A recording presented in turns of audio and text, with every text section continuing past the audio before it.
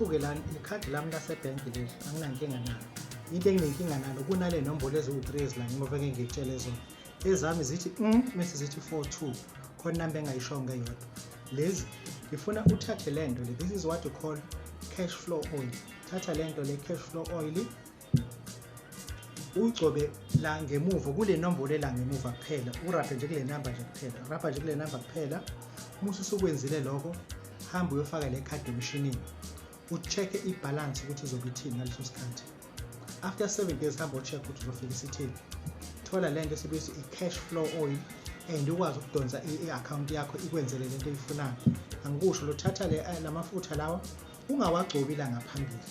Wagcobe la kule nombolo eziwu3 ezami zithi mase ukuthi 42 angiyishongo nenye ngoba ngiyalisensa le card kakhulu.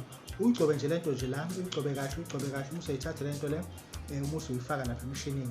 Ucheck ibalance after 7 days go back ungitshela ukuthi ibalance ufika ithini.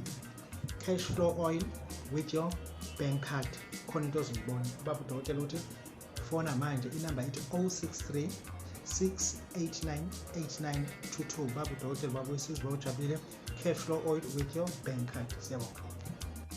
Ayike nganza ukuthi ngiyathemba nizibone lapha nevideo kababa uDokotela lapha nechaza kabanzi ukuthi ke mangabe usebenzisa umuthi lapha ufaka inamba ezintathu zesekhadini lakho lasebhenki lapha nahlala ke lapha ke insuku ezu7 then ke mangabe usuyofaka ibalance usuyofaka ke ikhadi emshinini ibalance uyayibona ukuthi sinyuke ngohlobo olumangaza. Angazi ukuthi mina mhlawumbe ke luthina lwakho uvo ngalolu daba kodwa ke sihlala lapha na comment section ukungixoxela kabanzi ukuthi mhlawumbe luthina lwakho uvo ngalolu daba. Mina ngaza ukuthi ngelasibone sengiphuma nje ngiyithembisa ngiyabuya funa ezinye izindaba ezilandelayo kuvideo elandelayo wakho ukusubscribe ayinibe nosuku lomnandi ngithanda khona.